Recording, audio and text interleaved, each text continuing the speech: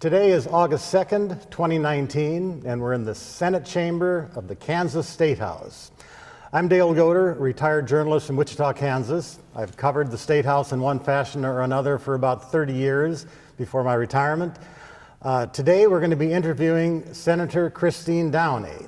She's a former Kansas state senator, and she served from 1993 to 2004. I'll be conducting this interview on behalf of the Kansas Oral History Project. That's a not-for-profit corporation created for the purpose of interviewing former legislators, particularly those who served from the 1960s to 2000. The interviews we've made accessible to researchers and educators, and these are funded in part by a grant from the Kansas Humanities Council. The audio and video equipment is being operated by Dave Heineman. Senator Schmidt represented the Senate District 31, which covered Harvey County and Sedgwick County, and she served from 1993 to 2004. She and her husband live in Inman, and she was a public school teacher and also an adjunct professor at Bethel College in North Newton. Senator Schmidt, it's a pleasure to see you again. It's been quite a while since we've talked. We got a lot of ground to cover. There's a huge issue agenda from the time that you served in the legislature, but let's start with your entry into this scene. What got you into politics, and what led you to this beautiful building? Well, a lot of good luck, that's for sure. But as a public school teacher, I was just aware that a lot of decisions were being made about education by people who didn't know what was going on in education. And I remember early when I was in school, there was a representative, I think her name was Elaine Hassler. Yes, And from Abilene, and she was serving, and I thought, oh, that's interesting. I wonder about that sometime. But I was actually approached. Norma Daniels was the senator who retired from my seat, and I was approached by Charles Benjamin, who was a county commissioner and a Bethel College professor, and he said, why don't you run for that seat? And it was one of those summers when I didn't have to pick up an extra teaching job and I didn't have to go back to school. I'd finished my master's, and I thought, well, might give me some good experience to run, when I want to win.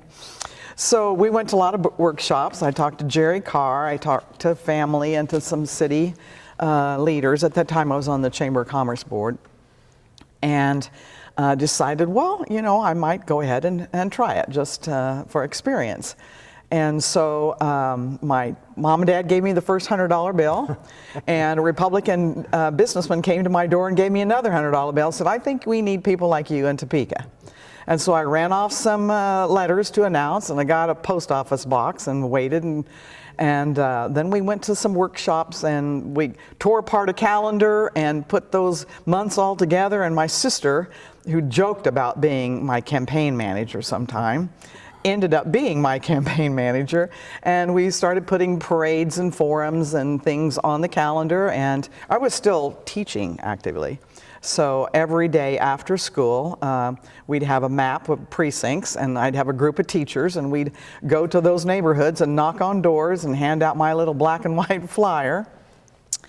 But I didn't spend a lot of time thinking, oh, if I get elected, because I think at that time there was 26% registered Democrat. And was that an open seat? That was an open seat, but there was already a candidate in the Republican position. And interesting enough, I think I'd been registered as an independent. And most of my experience of campaigning was helping people like Gary Boston and other Republicans get elected, because there never was a Democrat candidate out there. So I ran on the Democrat ticket, and that fit fine. I did have a primary that first election and came through that well. And then who did you run against? You mean in the general election? In the primary. No, I don't. Okay. He didn't campaign very hard, and one of those candidates. Yeah. Okay. But Larry Williams was the candidate that ran against Gary Yost in that first campaign, and it was interesting because Gary Yost was kind of a newcomer to the district, but Eric Yost was running in Wichita for his seat. Right. So Gary's signs were designed almost identical except for the first name, but. I think because I had a wide range of constituency, because I was teaching in higher ed, I was teaching in elementary ed, I was on the Chamber of Commerce Board of Directors, I was working hard in the community, and I was a mom, I was raised on a farm, so it felt like there were a number of constituencies there that were supporting, and it worked.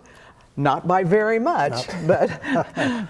When you got here, what was the breakdown Democrat-Republican in the Senate? Well, it was very discouraging for Democrats because they had gone from 18 to 13, and it was just doom and gloom over there. And here I was so excited, but it made quite a difference in that respect in terms of balance. So. That district is interesting in that it's always seemed to have its own little description. It's moderate. Carolyn McGinn is the current senator from there, survived the Brown bag purge. Sure. And it's other folks, I remember, House members who are, they weren't extremist in any fashion. Exactly. So when the fact that you were Democrat, probably less of a factor because of that. You personified that kind of district. I think so, and I'm a pretty practical sort of person, so I think that hopefully that genuineness came through about what my background was and what my purpose was in doing this.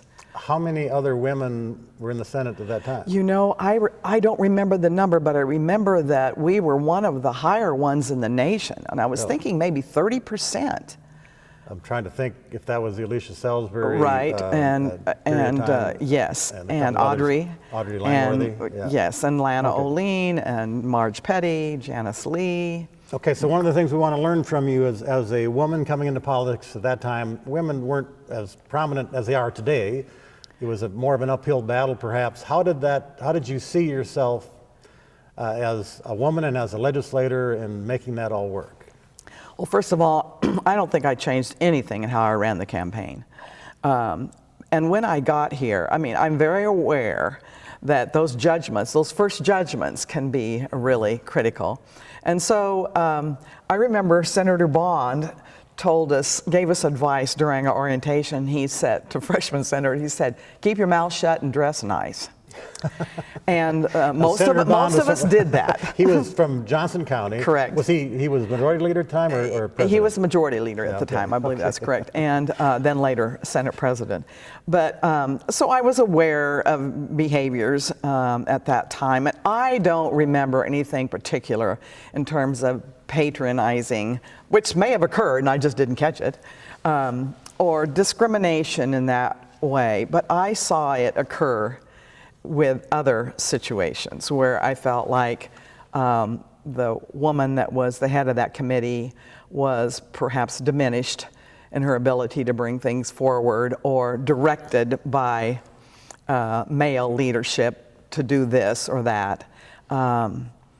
But it wasn't overt. It's not like some of the things I see today. Wow. Well, so you get here, and you've got to define an agenda. Did you have one in mind when you got here? You mentioned education was a big priority, and you were present for some significant legislation. What role did you play, and how did you make that work? Well, I was concerned about people making decisions about education, particularly the business side of things, because I remember going to a luncheon with businessmen in the Chamber of Commerce, and I said, well, I need to go ahead and order. And I said, well, I have 22 minutes for lunch. And it was like a shock to them. And so that's a minor thing. But as far as how you deal with the raw material you get is different than a manufacturing company, because you take whatever shows up at the door and you're supposed to move them ahead. So I was really interested in making that argument.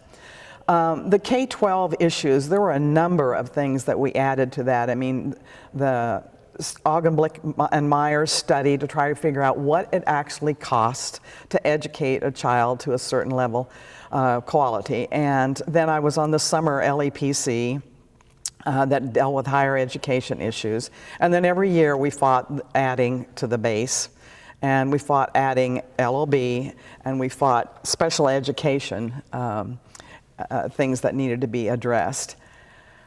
But what I found is that there were a number of other issues that came out as part of my role to represent this district. And one of the first ones was having to do with water quality and CAFOs, if you remember, confined animal feeding operations. Seaboard wanted to put in a big operation close to Hutchinson. Well, I live over the Equus beds, and remembering that's part of the Ogallala Aquifer, it is a rechargeable portion of the aquifer. So Harvey County, McPherson County, Reno County, and part of Sedgwick County. And I began to do a lot of research about the pollution, not the least of which was from sand pits being dug with no protection, and the hog farm issue, and spills, gasoline spills down in Wichita, the salt plume in Burton. I was like, my goodness, this is a very big issue that we need to start dealing with. So one of the first bills that I sponsored was to regulate sand pits, and how, because when you dig a hole with a sand pit, it interacts with your drinking water in the Equus beds. Well, my opponent on that was Senator Vidrickson from Salina, who I had heard was connected with a friend who owned sand pits in Salina. But I knew what to do. I went around and got votes secured, and it came up on the floor, and it went down, because some of the people that said they would vote for it did not vote for it. And it took my breath away. And I remember standing over there and thinking, I have to leave this room. And so I went down to my office, and Dick Bond came down, and he said, "You will live to fight again." And I said, well, what did I do wrong? And he said, well, after Senator Vidrickson spoke, you probably need to secure your votes again. So that was my first very difficult lesson. Politics is a messy business So the sometimes. pollution thing, my first term, was one thing that was quite different that I wasn't expecting. And of course, we did work comp reform, and that was one of those sessions we were here till 4 o'clock in the morning, working with Governor Finney at that time to try to get that figured out. Second term, the comprehensive transportation plan, which was a big deal to do that kind of long-term planning. The second thing that happened that was very big was, in my first term, there was a group put together to study post-secondary, and it was so confusing. We had community colleges under the State Board of Education, and we had technical colleges out there, and we had Washburn, and then we had the 6 Regent universities. And there had been like 20 or 25 years of studies that said you need to consolidate this in some way. And so during the first term, we did that study group. In the second term, we actually got the legislation put together, and it was really a long shot. Tim Emmert and I were selected as co-sponsors of that bill, and I think that was strategic, that I was seen as more moderate on the D side and he on the R side. Plus we had backgrounds in education. Cindy Empson and Dick Reinhardt were working hard on the House side, and that came together in spite of all the objections. Johnson County wasn't sure they wanted it because community colleges, Sheila Fromm was just a champion in that, in bringing community colleges along and holding hands. The big universities weren't sure they wanted it because they were the lobbying strong arms in the process. But that bill did so much to make a unified voice for higher education. We did find out that our original plan was unconstitutional because we were going to get rid of the Board of Regents and reconstitute it. And I remember right before that session, before the '99 session, we were in the governor's office, and that was pointed out to us. And so we came up with this division under the current Board of Regents, but these 3 regents would be focusing community colleges, these 3 on the regent universities, and these 3 would be working on coordination issues. And that's the way we left it for several years until everybody started to feel comfortable with that. So when you look back on things that survive the test of time and have a lasting impact, that's probably one you can look today and you'll look 10 years from now and see there was an impact. Had you not done that, things would have been different. Right, and I was fortunate enough then to be appointed to the Board of Regents for 8 years, so I saw that. Yes. And now that first reconstituted board, they worked like crazy. Jack Wempe and Bill Docking and Dick Reinhardt, those folks made it work.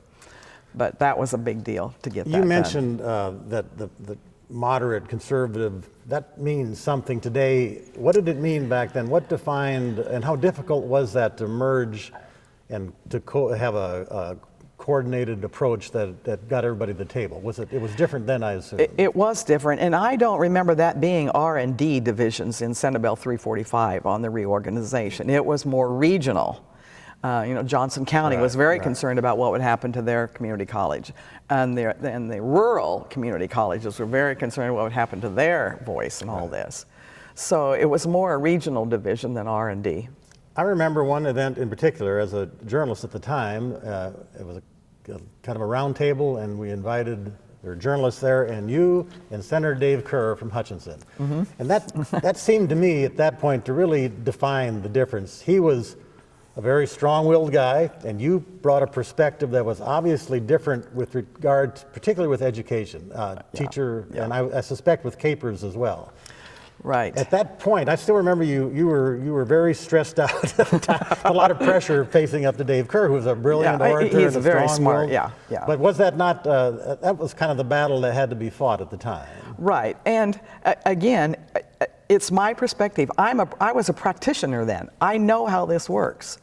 And you are a practitioner of business and successful at it. So the ability to come together and figure out the different perspectives.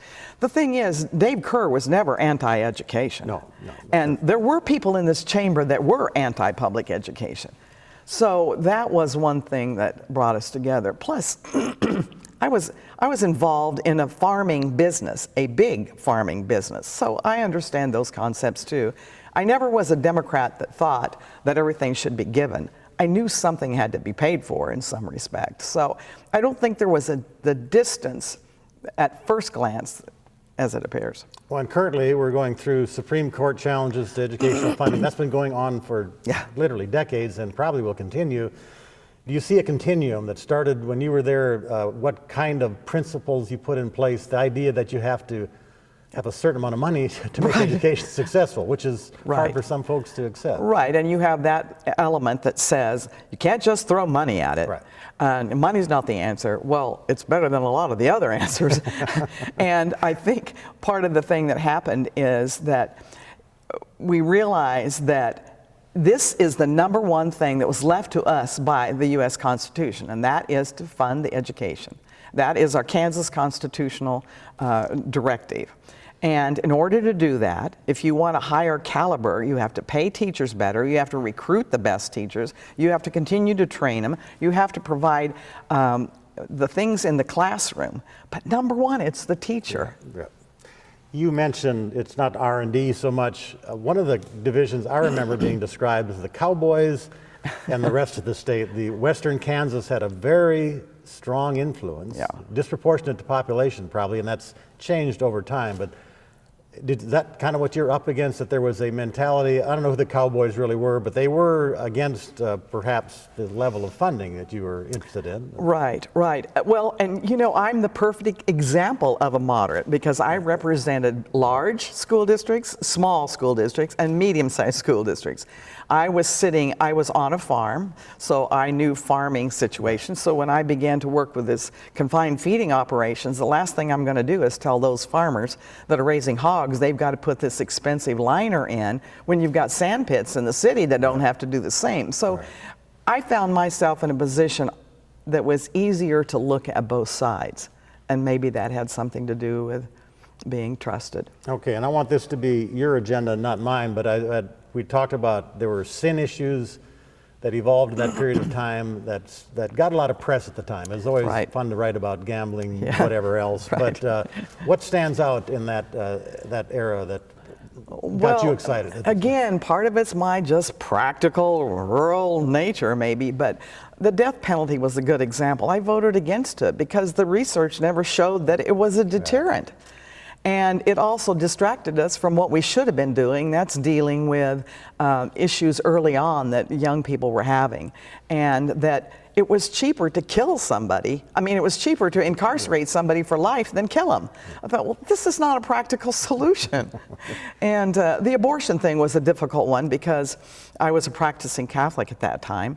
And even though I know a lot of practicing Catholics don't practice everything, it was a difficult thing. And I voted for things like parental notification and the 24-hour waiting period, some of them that I thought were kind of a reasonable requirement for a medical procedure, kind of this. But then it got to the practical side of things, and this is the law of the land. All you're doing by bringing this bill forward is putting us into a court case, and I won't be involved in that. So, Agriculture is dear to your heart, obviously, and there were a number of issues. I looked at that agenda for those years, some pretty important things for agriculture, and I would guess maybe that started the period of time when agriculture felt threatened by the urbanization of Kansas. oh, sure, and water being one of the biggest issues. Certainly. Still, trying to find ways when you have somebody that has a water right, it's a permanent property right. But if it was given in an area that now is depleting its water, what do you do about that dilemma? And so we looked at water savings accounts, and we look at buying back water rights, which of course takes money. And of course we had the lawsuits, and those were big issues. The energy area, that's always a big deal. And I'm trying to think, if the coal-fired plant, that came later. That was later at the time. But there was Wolf Creek. Was that in the picture at the time? Yes, and I remember Rod Bremby when he was secretary. That was a big deal. And of course, the argument there, on the practical side of things, is we know that this is a bad pollutant and we need to shut it down. However, for everyone we take down, China's putting up 40, and this is a global issue. Yeah. So again, it's not. I think a lot of people came up here thinking, black, white, I know where I'm voting. It's all gray. It's never that way. Yeah, it's all gray. Back to the education thing in a related area, the CAPERS. I've noticed in that list of achievements that the 85-point rule was established then. How did that change the way that teachers were going to look at their retirement and how the state was committed to helping them? Right. Well, and again, you see, what's business doing? Well, what's education doing? Well, we're trying to put in some of those places that are givens for business. I remember helping with the work on that, but Senator Hensley was really the one that was knowledgeable. Anthony Hensley from Topeka, that led a lot of that, and so I followed his lead on a great deal of that. When you look back, what are your misgivings about things you wish you'd have done, hadn't done, or that you couldn't get done that you really thought were important? I was really discouraged when the concealed carry bill came through. My response to that was, I spent my whole lifetime in a classroom trying to teach kids how to solve problems without violence. And here we're saying, put your gun on, and if you need to, you can solve this problem that way. And that was a difficult time. And the same-sex marriage was a difficult issue too, because as you know, it is so different now that it's the law of the land, and it was a totally new issue for us. And I remember Marge Penny, senator from Topeka, brought up some early rights for LGBTQ people, and I think maybe she got 3 votes, and I regret not helping her with that now. But 3 votes at that point, everything is incremental. Right. You don't get anything done in one fell swoop. So when you look back, what are the issues that you saw starting to evolve that are playing out today that couldn't be where they were today without that first step? That's one of them. And clearly, we still don't have a handle on the gun thing, and what's your right and what's my right to feel safe about that. The in-state tuition for immigrants, that was a very big issue. And a lot of people, Lana Olien, senator from Manhattan, was another big advocate. I was on the Ways and Means Conference Committee at the time with Steve Morris and David Atkins.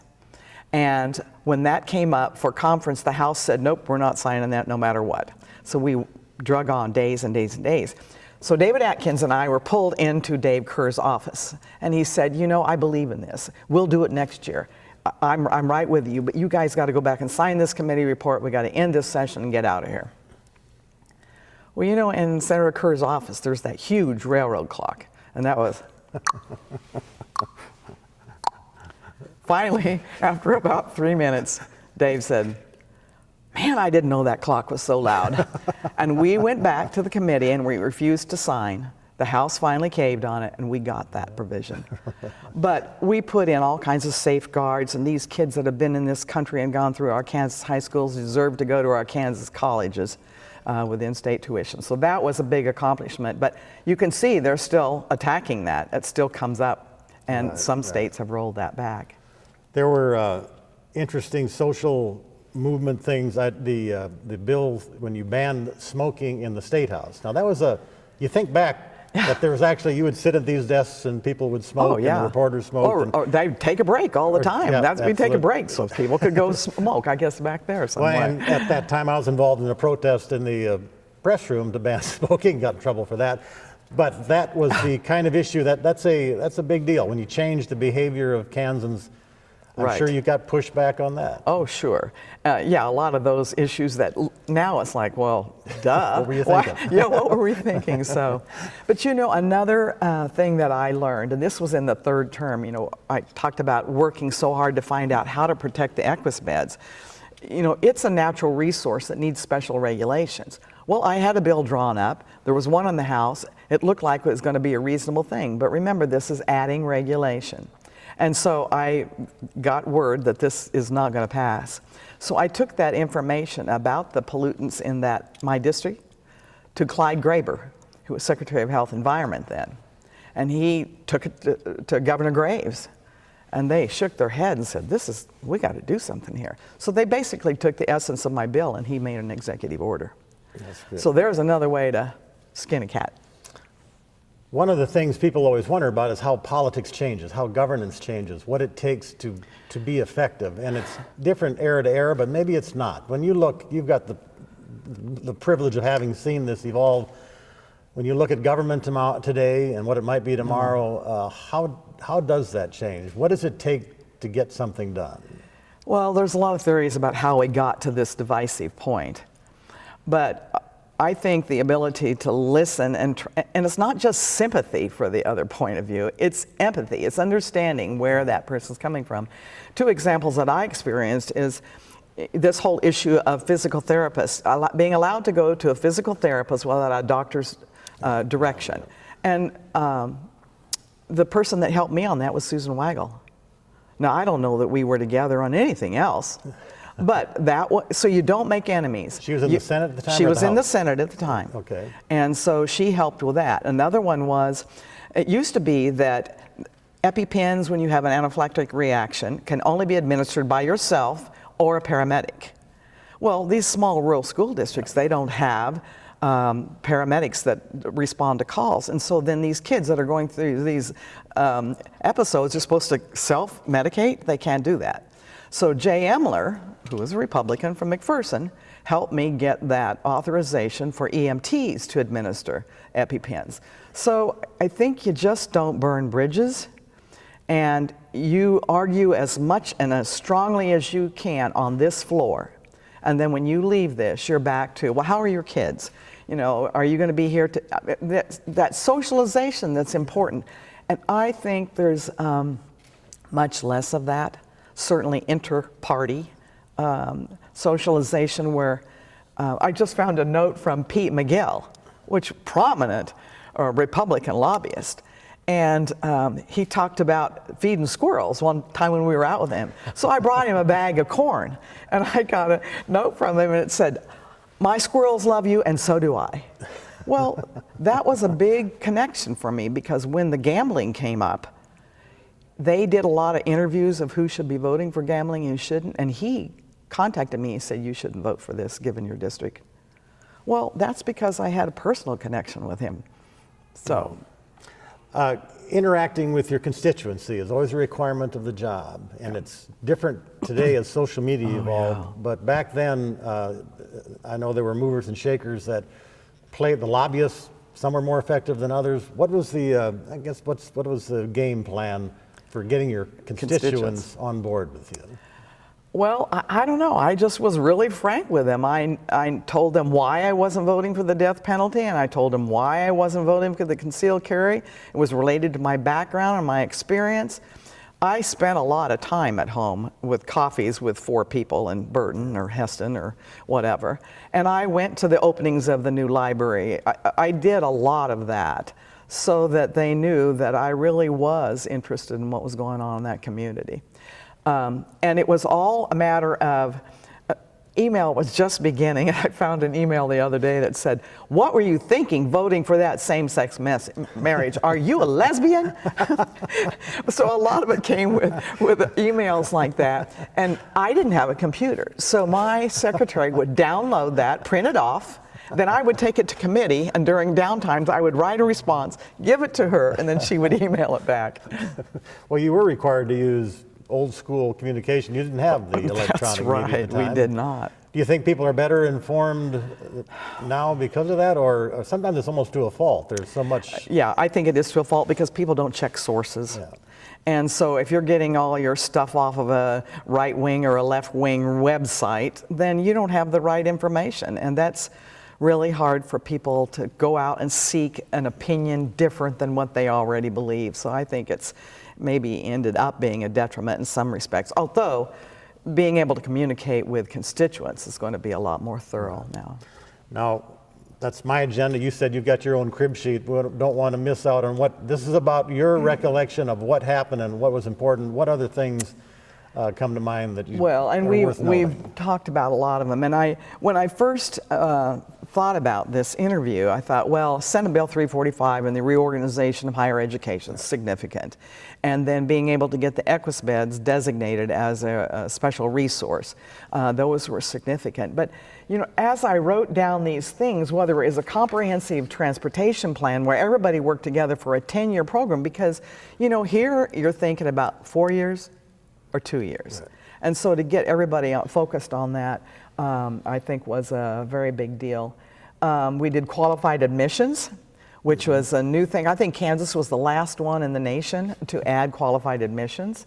The rails to trails, that was a big urban-rural issue. And of course, I had an abandoned trail, a railroad line through my district. How do you do that? But protect farmers and landowners. Making the Kansas hospital, the KU hospital, a private-public partnership, so significant. I mean, look at where they are today with the cancer center and all. The tobacco settlement, that was huge because we established the Kansas Children's Cabinet, focusing on issues for children, like parents as teachers and preschool programs. One of the first issues that came up was the whole gaming thing, and you know, there was this wonderful world of Oz, or whatever that big concept was going to be in Kansas City, and the riverboat gambling, which if we were ever going to do gambling is probably what we should have done. But at that time, Native Americans were the ones that had the rights first. Right. And so I remember Lana Oline was a big proponent, and I remember standing up giving a speech about the importance of honoring this. And then I appeared in Hoover's report as the new Indian princess. So you kind of had to watch well, the name calling wasn't as prominent then as it is now. But charter schools, we put into effect charter schools and some definitions and requirements, etc. Telecommunications is a huge thing, and I remember Carl Crable was a representative later, but he was a telecommunications guy, and I don't know that I would have understood anything if he hadn't been there to explain all of that. But there were some significant things that happened, like you said, that are still very effective with what's going on today. So, well, at the end of the day, it is about you leave a mark on your time that that's there, and you like to think it was worthwhile. So That's right. If you picked out of all those, the Education Foundation, maybe the thing Well, that I think lasts it's the most consistent, but then you kind of have these peaks, the post-secondary reorganization, the environmental stuff that came in, you know, so a lot of these personal issues and the changes in rights for individuals. So it's a little bit like, I guess, an EKG where you have this stuff going on, but then there's the spike there. Well, as long as you still have a pulse. Yeah, as long as we still when it flatlines, that's when still it's, have a pulse, really right? shuts in. Well, and we didn't mention the redistricting. You know, that was a big upset because when we reapportionment, reapportionment, the redistricting that occurred after the census. Right. The census in 2000, so what would have been 2002 or something like that. Right. But the thought was that we would work together as moderate Republicans and Democrats. And their proposals continued to eliminate one of our senators, and so we ended up working with conservatives, which we had always voted against their issues. But we got a map through that retained the people they wanted and retained the people we wanted, and the districts were not gerrymandered to the extent they were before, and that was a big political upset. Isn't reapportionment one of the biggest challenges for any kind of bipartisan? Sure it is. It's such a cobbled thing, but you've got to give and take. And well, Senator Derek Schmidt, Right. current Attorney General, and I introduced a bill for an independent organization to do that redistricting because we have computer programs that can do it fairly and easily, but it's still quite a political process. Okay. Got anything else in mind? Have we covered the waterfront pretty much? I'd maybe close it with going back to that identity thing. You did serve. You were a woman that had a role in all of this. Do you think that perhaps you helped define what it takes to be successful in this venue as a woman? Well, I would hope so. I think that kind of practical nature, non-hysteria, non-emotional, and yet you cannot argue for the rights of children and families without it being emotional about the issue, feeling strongly about the issue. But I think that the number of the people I served with, Greta Goodwin being another one, and Janice Lee and Marge Petty, I mean, those were just quality women who they were smart and they were able to get their points across without negative reactions. So I think that feels good. Well, thank you. That's been an interesting walk through memory lane, and I'm sure anybody who watches this will appreciate the time that you dedicated to the welfare of our state. It was one of those things where you're not sure why you're going to do this, and you're so glad you did. Well, we appreciate your service. Yeah, well, thank you. Thank you. Thank you. On behalf of the Kansas Oral History Project, I'm Dale Goder.